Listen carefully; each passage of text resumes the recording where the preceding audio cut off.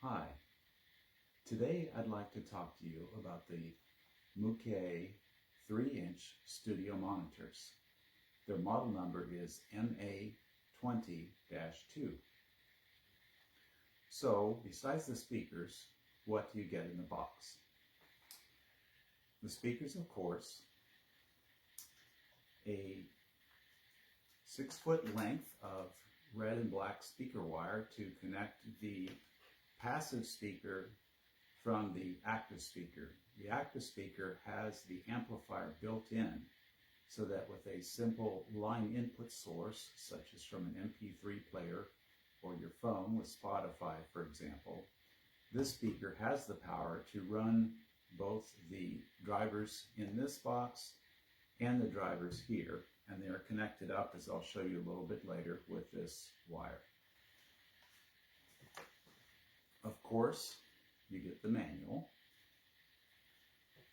and you also get a power connector for the wall plug to the back of the speaker, which I'll show you in a little bit. And finally, you get a cable that has RCA phone plugs on one end, which goes to the active speaker, and the other end, which can go to your cell phone or a source such as a CD player or MP3 player. In any case, there are several different connections that you can use, and the speakers are ready to go. You also get 2 of these foam pads to isolate the speakers from the surface where they sit, so that keeps them away from vibration, one for each speaker. Or if you prefer, you can also use an adhesive pad. There's 2 of these, one for the bottom of each speaker to adhere to the bottom and keep it from sliding around on a slick table, for example, because they are very smooth. And Moukey was thoughtful enough to include 2 of these as well in the package. So now that we know what comes in the box, let's take a much closer look at each of these speakers so you can understand the controls. Now we are going to look at each of the speakers individually.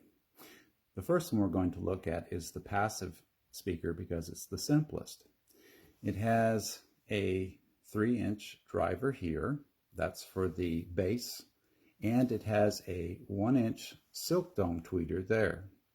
There is a small vent along the front. Around the back is a port, so these are ported speakers, and the air spring uses the air inside against the 3-inch speaker to provide damping for low frequencies.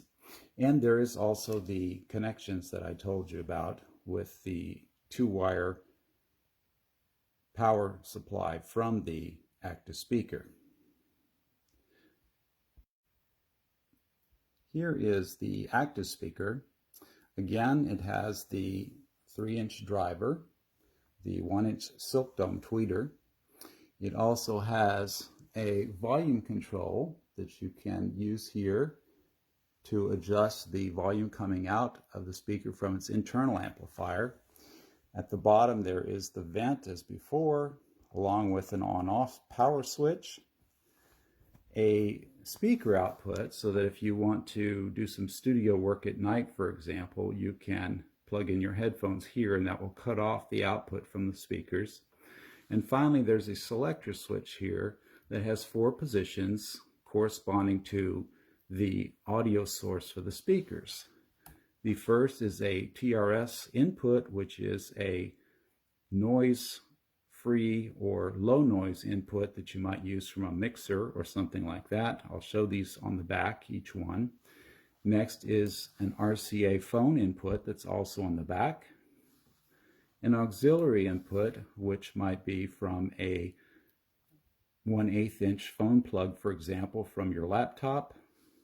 And these speakers also have Bluetooth, which is the last position on the selector switch, so that you can broadcast directly from your phone or laptop to these speakers. Going around to the rear now, there are several more connections. The most apparent is the connection that goes between this active speaker and the passive speaker. Again, we have the port to support the low notes. We have the two TRS inputs that we select from the front. We have RCA phono inputs, which correspond to the cable supplied. We also have the auxiliary input here. It's a stereo input. And in case you are getting too much bass, you can cut it down somewhat with the bass control. For example, you're supposed to have these monitors roughly 1 meter from the wall, but if they get very close, you're going to get excessive bass, and you can turn that down using this. It adjusts as well as treble. Treble adjusts plus or minus 2 dB from 2 kilohertz on up. The overall frequency response of the speakers is roughly 80 hertz up to 22 kilohertz.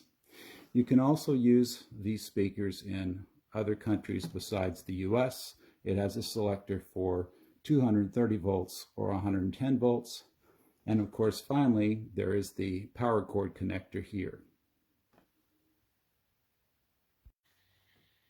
So now that you've been on a tour of the features and connections for the speakers, you probably want to know, how do they sound? Well, I tested them against some other desktop type speakers, and they were much clearer with much better bass and of course a lot more power. I believe that these have 40 watts and it's a D-class amplifier. They are very clear, especially the vocals in the mid-range, as you'd expect.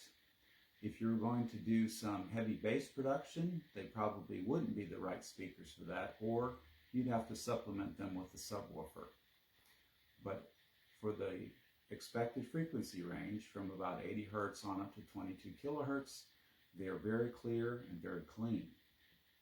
I think that you will be very pleased with these speakers. They don't take up a lot of space. They're very solid. They're easily 4 pounds or more a piece. They don't move around. They produce very clean sound and should work well for anyone with a small studio. I like them quite a bit, and I think you will too.